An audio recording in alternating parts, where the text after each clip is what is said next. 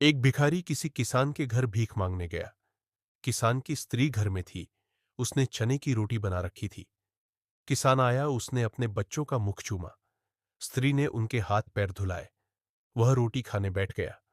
स्त्री ने एक मुट्ठी चना भिखारी को डाल दिया। भिखारी चना लेकर चल दिया। रास्ते में वह सोचने लगा, हमारा भी कोई जीवन है। दिन भर कुत्ते की तरह मांगते फिरते हैं, फिर स्वयं बनाना पड़ता है।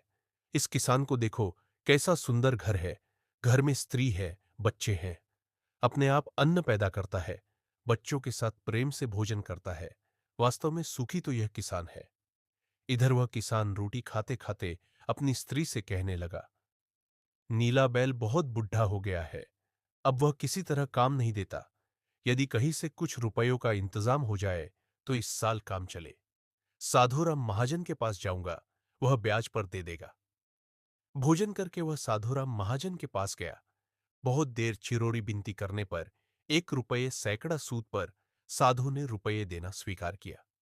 एक लोहे की तिजोरी में से साधुराम ने एक थैली निकाली और गिनकर रुपये किसान को दिए। रुपये लेकर किसान अपने घर को चला। वह रास्ते में सोचने लगा, हम भी कोई आदमी है, घर में 5 रुपये भी नकद नहीं।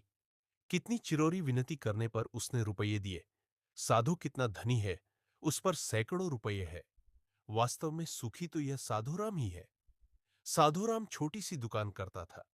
वह एक बड़ी दुकान से कपड़े ले आता था और उसे बेचता था। दूसरे दिन साधुराम कपड़े लेने गया। वहां सेठ पृथ्वीचंद की दुकान से कपड़ा लिया। वह वहां बैठा ही था कि इतनी देर में कई तार आए। कोई बंबई का था, कोई कलकत्ते का। किसी में लिखा था 5 लाख मुनाफा हुआ, किसी में 1 लाख का। साधु महाजन यह सब देखता रहा। कपड़ा लेकर वह चला। रास्ते में सोचने लगा, हम भी कोई आदमी हैं। 100-200 जुड़ गए, महाजन कहलाने लगे। पृथ्वीचंद कैसे हैं? एक दिन में लाखों का फायदा। वास्तव में सुखी तो यह है।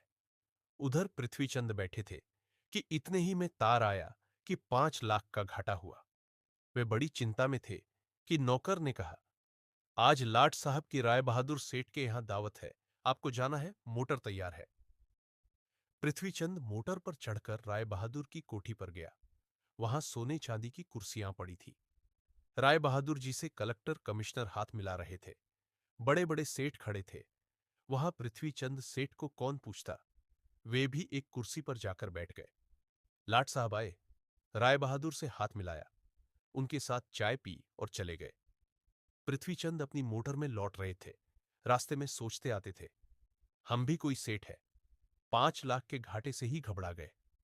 राय बहादुर का कैसा ठाठ है, लाट साहब उनसे हाथ मिलाते हैं। वास्तव में सुखी तो यही है। अब इधर लाट साहब के चले जाने पर राय बहादुर के सिर में दर्द हो गया। बड़े बड़े डॉक्टर आए। एक कमरे में पड़े थे। कई तार घाटे के एक साथ आ गए थे। उनकी भी चिंता थी। कारोबार की भी बात याद आ गई। वे चिंता में पड़े थे। खिड़की से उन्होंने झांक कर देखा। एक भिखारी हाथ में एक डंडा लिए अपनी मस्ती में जा रहा था। राय बहादुर ने उसे देखा और बोले, वास्तव में तो सुखी यही है। इसे न तो घाटे की चिंता, न मुनाफे की फिक्र। इसे लाट साहब को पार्टी भी नहीं देनी पड़ती। सुखी तो यही है। कहने का मतलब इतना ही है कि हम एक दूसरे को सुखी समझते हैं। वास्तव में सुखी कौन है, इसे तो वही जानता है जिसके पास आंतरिक शांति और सुकून है।